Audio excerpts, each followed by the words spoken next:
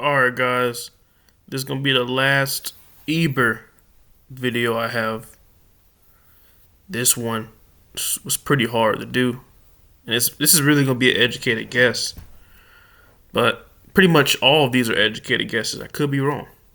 But, they're there. But, so Ebir, right? When we go to the Islam, right? In Islam, Ebir ibn Shalak, Arabic, is sometimes referred to in classical Islamic writings as the father of the prehistoric original Arabs, the Arab al-Ariba, who lived in the Arabian Peninsula after the deluge. Yibir was also identified with the Muslim prophet Hud by some of the early Muslim authorities, who has a surah named after him in the Quran. Other sources identify the prophet Hud as Ebir's son. So pretty much Hud is Ebir, basically. Right? And then when you type, we already know about the Ebir people, the Ebir tribe. Or, yeah, no, not that, what is it, I forgot which tribe it was. It wasn't that tribe. Hold up a second, guys.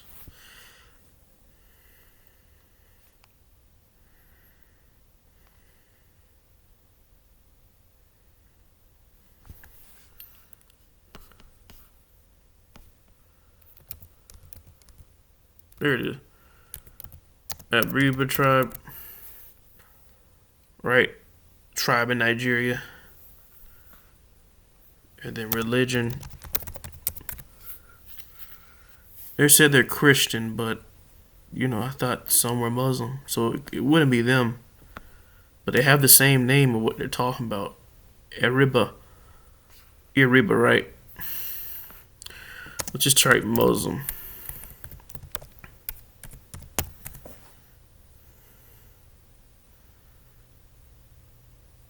Yeah.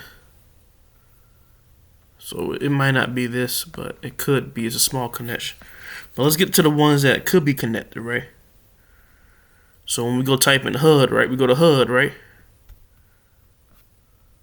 HUD, sometimes called Ebir, is believed in Islam to have been a messenger sent to ancient Arabia before Muhammad. HUD is repeatedly mentioned in the Quran, whose 11th chapter is named after him. Hud has sometimes been identified with Ebir, an ancestor of the Ishmaelites and the Israelites who was mentioned in the Old Testament. Hud is said to have been a subject of a Mulk kingdom named after its founder Ad, a fourth generation descendant of Noah, his father being Uz, the son of Aram, who was the son of Shem, who in turn was a son of Noah. So this could be of the Aram lineage, Uz, right? It could be, but this might be of Ishmael too. The Ad, so remember in the Bible, it's considered named after the founder Ad, a fourth generation descendant of Noah, right? So this could be an Arabic version. Biblically, this would be an Arabic version of Ad. Of Uz's son Ad. Not bad. Fourth generation.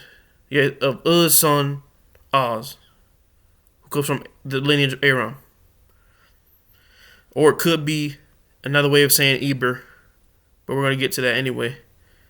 But yeah, the odd people with their prophet Hud are mentioned in many places, specifically, 26, 123, 140, 46, 21, 26.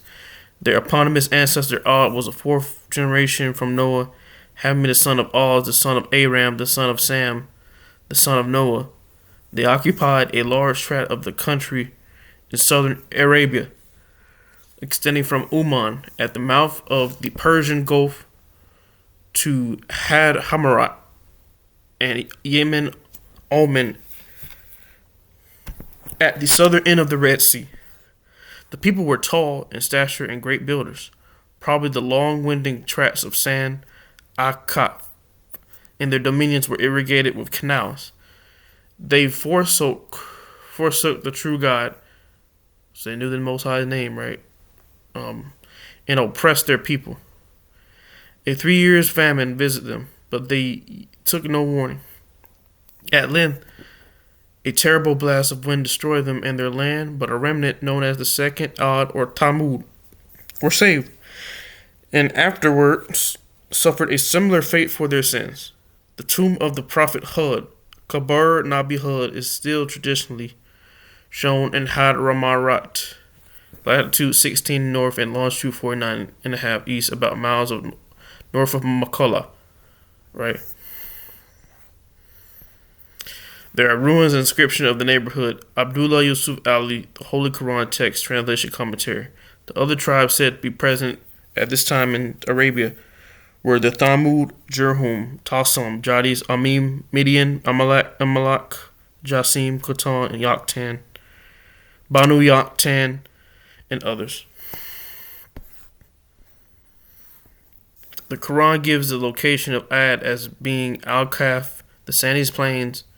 It is believed to have been in South Arabia, possibly in Yemen or Western Oman, right?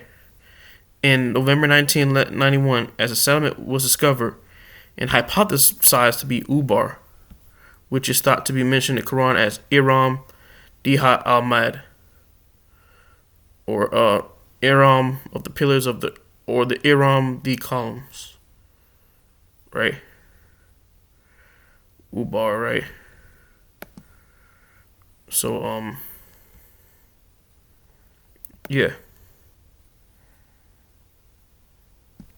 According to him, alludes to the fact that Hud was sent to the second Ad tribe, which lived in after Noah. The first Ad tribe had a messenger named Huwayad, whose message was to be revived by Hud, and the tribe was destroyed with stones and by fire by God. Hud was Ebir's son. Ebir in Islam for his genealogy. And Aram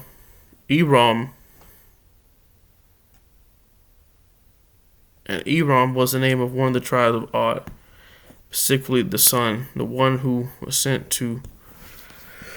Alright, so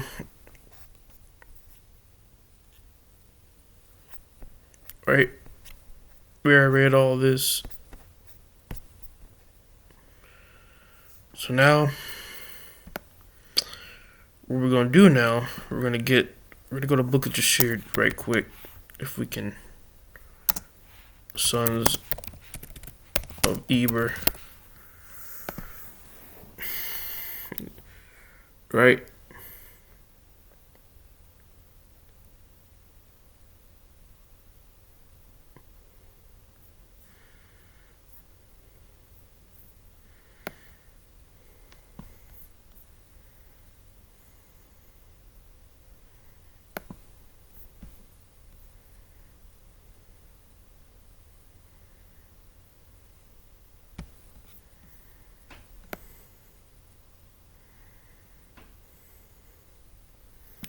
Right, so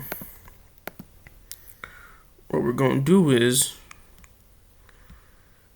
now this could be of the Aram genealogy, because biblically their Hud is Aram, but it can also refer to Ishmael. So, right, but that's more of the Islam faith. But we look at Ubar. Atlantis of the Sands refers to the legendary lost place in the southern deserts of Arabian Peninsula known as Ubar or Abar. Abar. There go a Hebrew word, sort of, right? We type Yebir.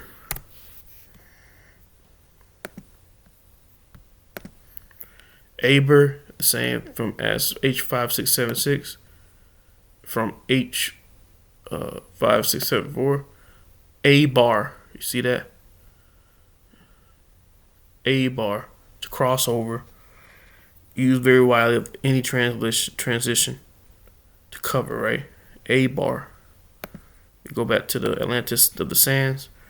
First to a legendary lost place in the southern desert of Arabian Peninsula, known as Ubar, Albar, or Wabar, Ubar. So,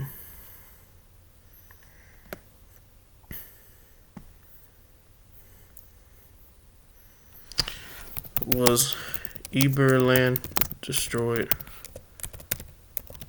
in a book of Jasher?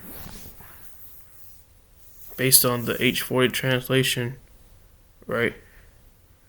It was not destroyed.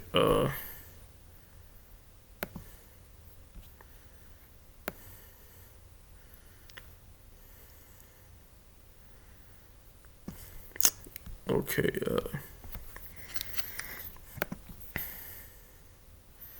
Based off the book, it wasn't destroyed. So, Ubar is often said to be mentioned in the Quran and 1001 Nights, but that is not the case. The misconception is due to the equation of Ubar with Aram by the Nicholas Clapp, right? In modern times, the mystery of the lost city of Atlantis has generated several books, films, and articles and web pages. On a smaller scale, Arabia has its own legend of a lost city, the so-called Atlantis of the Sands. Right. So, the discovery was very result of the work of a team archaeologist by Nicholas Clapp, which had visited and evacuated the site of the Bedouin well at Caesar in Dhofar province, Oman. The conclusion that they reached based on the site evacuations and an inspection of satellite photographs was that this was the site of Ubar, which Clapp identified as the Aram of the Pillars, a name found in the Quran, which may be a lost city or tribe in the area. Right.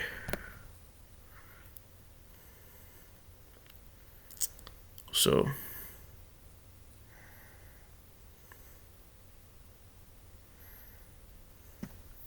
most tales of the lost city is somewhere in Rub al-Khar Desert, also known as the Empty Quarter, a vast area of sand dunes covering most of the southern third of Arabian Peninsula, including most of Saudi Arabia, parts of Oman, United Arab Emirates, and Yemen.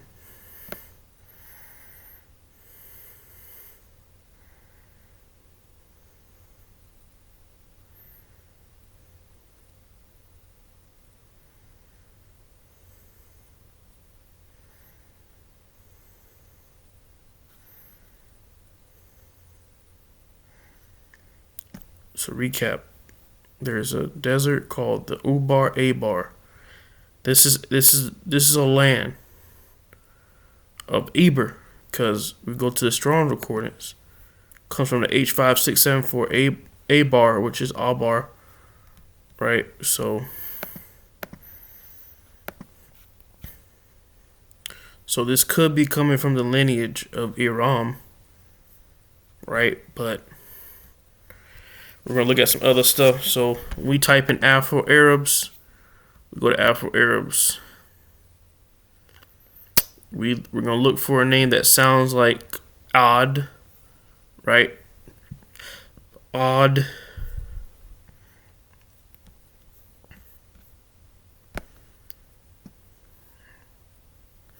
So odd, right? Al-Qadam.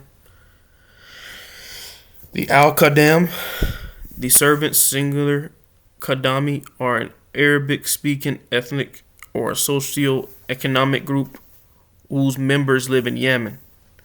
Although the Mahamasan are Arabic-speaking Muslims, just like most other Yemenis, they are considered to be at the very bottom of the supposedly abolished caste ladder. They are socially segregated from other Yemenis, and they are mostly confined to menial jobs in the country's major cities. According to the unofficial estimates, the Mahamasan number is between 500,000 and 3,500,000 individuals. According to the local legends, they are descendants of 6th century soldiers from the kingdom of Aksum during the latter occupation of Yemen and pre-Islamic Yemen. Today's scholars have predominantly regarded this as a slanderous myth, asserting that the Akdam's origin can be traced back to Tanzanian and Swahili captives who were sold during the East African slave trade from the 11th to 19th century. So, go to Kingdom of Aksum. Kingdom of Aksum.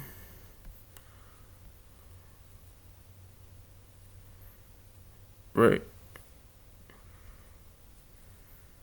Shem genealogy.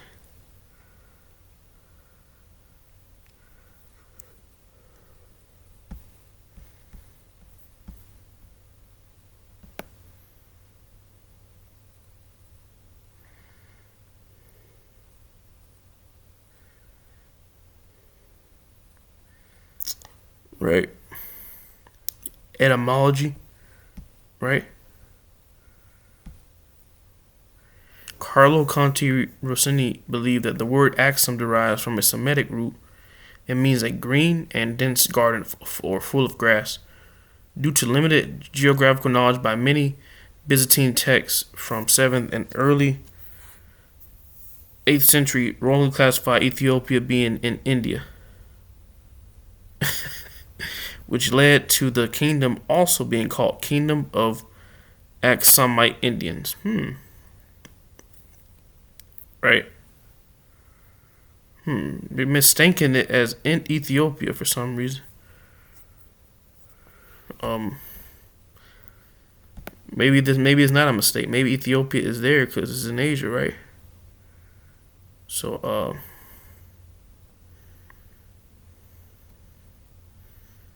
I just wonder what that word Axum is referring to.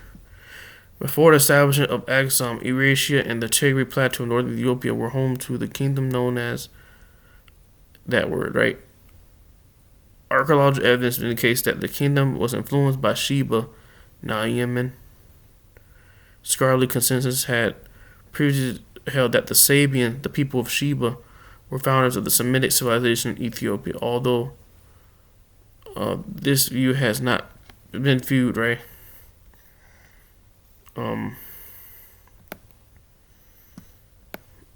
Let's see. Okay. I could read more of that later. But yeah,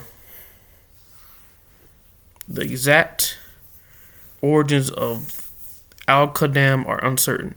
One popular account holds that they are descendants of Ethiopian people who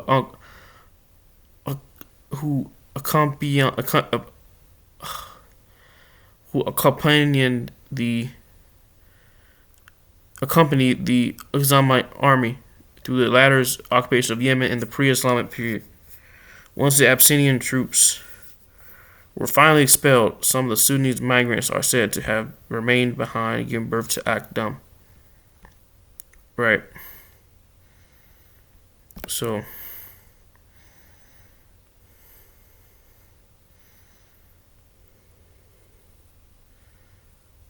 and then we go all the way down.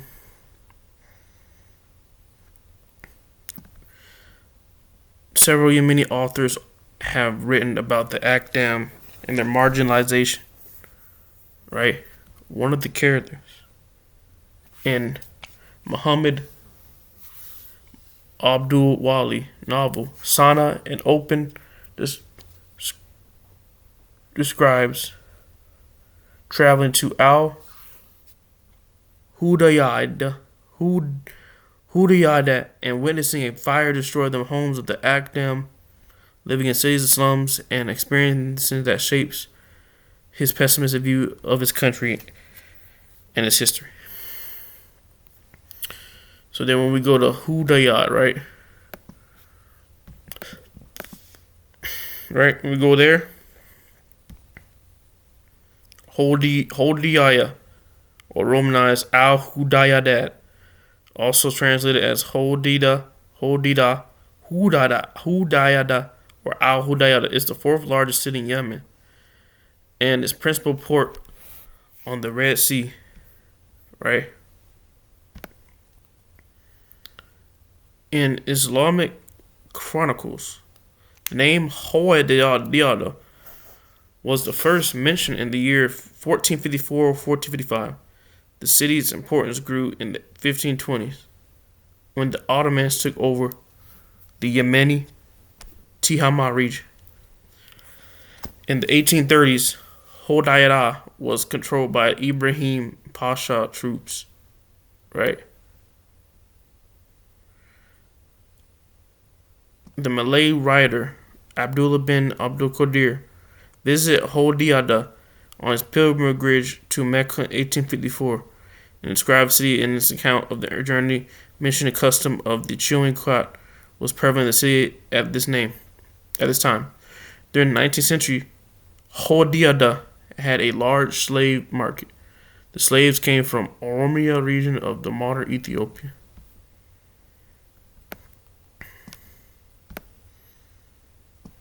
Right. So, yeah, in 1914, during World War I, Imperial German troops led by Major Freiherr Ottmar von Stolzen established Stolzen Mission, a wireless station at Hodayada, which was used with Arab revolt to relay communications from Constantinople to German East Africa. Right? So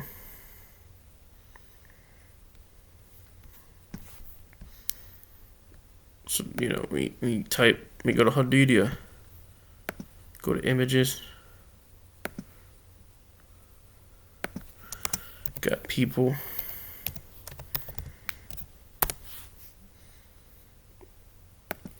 You have some Negroes. They look kind of Solomon Island-ish. Got some Arabs.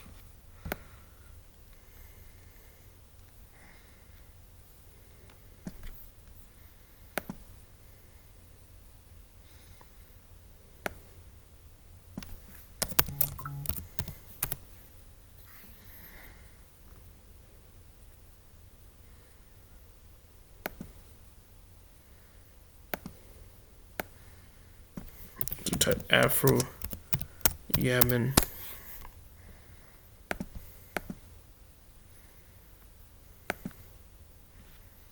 You type Afro Yemen, they show you,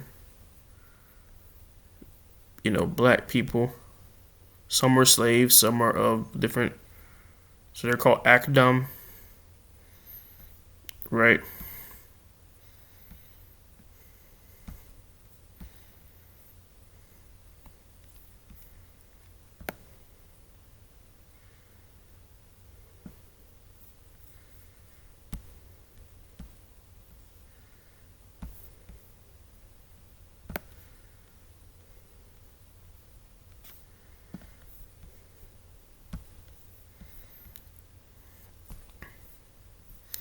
So basically, the Akadam could be referred to the children of Ebir who got marginalized and, destroyed by Afro Yamani. Right? And I'm going to show you what I'm talking about. And this is a tough one, but it could be wrong. So we're gonna type in the next. So we're gonna type in the Fala Umburo, right? The Fala Umburo originally came from Western Africa and settled in the Blue Nile in the beginning of the 1950s. They were permitted by indigenous tribes to use the natural resources. Originally from West African countries, including Mali, Mauritania, Cameroon, and Nigeria. Right? Those are the Fala Umburo. Go to Facebook. Sudanese Fala nomads, also known as Ambororo, have requested citizenship in northern Bahar Ghazal state, living in livestock deaths and conflicting in Sudan as reason for seeking permanent settlement in South Sudan. The Amboro were historically from West Africa are pastoralists who traditionally migrate with their herds. However, facing hardships, some have chosen to remain in North Bar as Gazelle State, right? So, you know,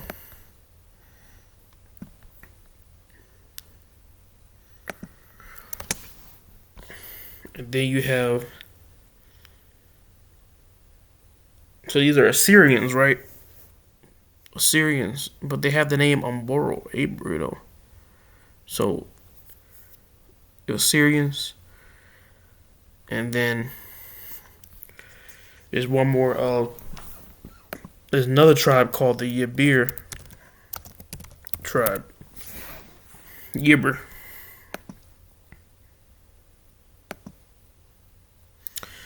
The Yebir, also referred to as the Yebir, or the Yibro, are a caste of Somali people. They have been traditionally endogamous.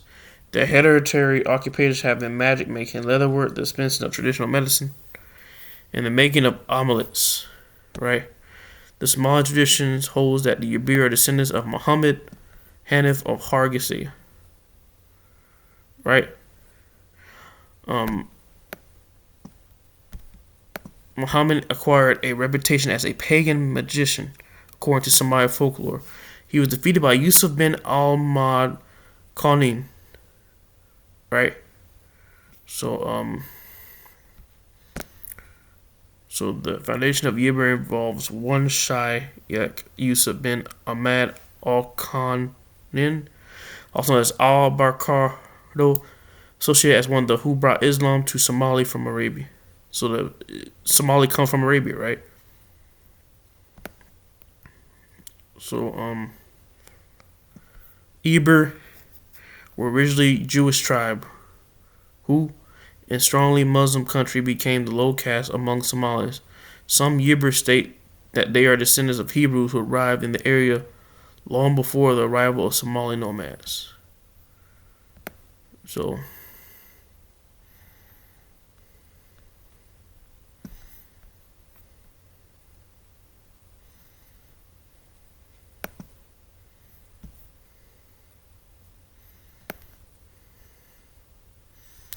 and this is where the hard part comes in.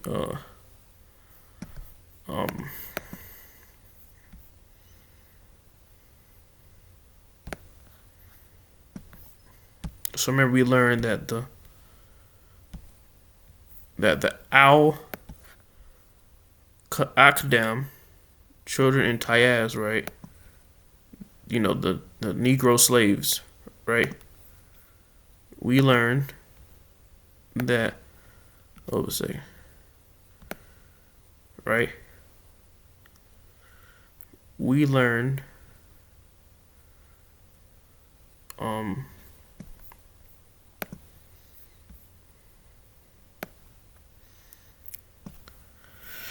that they are descendants of soldiers from the kingdom of Aksum during the later occupation of Yemen, pre-Islamic Yemen, right? The Akdam origins can be traced back to Tanzanian Swahili captives who were sold so they were slaves, right? And then some popular account holds that they are descendants of Ethiopians, people who occupied the Aksamic army, right? So, and they said they could be related to Ethiopian people, Somalia people. But then we get the Yibir, right? The Yibir, you know, they believe they're Hebrews, and they have the word Ebir, right? And they're Islam, they're Muslim.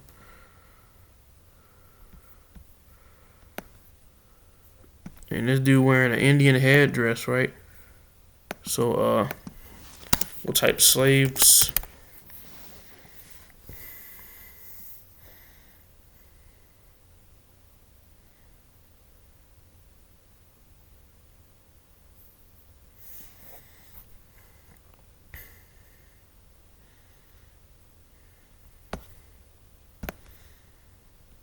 It's actually pretty hard, but see, I predict They're calling themselves a Yibir. So my thing is, they could be Ishmael, pretending to be Ebir, and they oppressed the Akdam who are Ebir, and the Yibir could be Ishmael, or they could be, you know, Ebir, right? And then the Afro Yemen, they could be of Aram, right? Afro Yemen is not the slaves, but the other Afro Yemen people. So yeah, this is hard. Somebody could help me with this one. Either, you know, either the Afro Yemens are slaves, and the Yibir tribe, they are either Aram or another branch of Ebir. But yeah, that's it, guys. I'm out.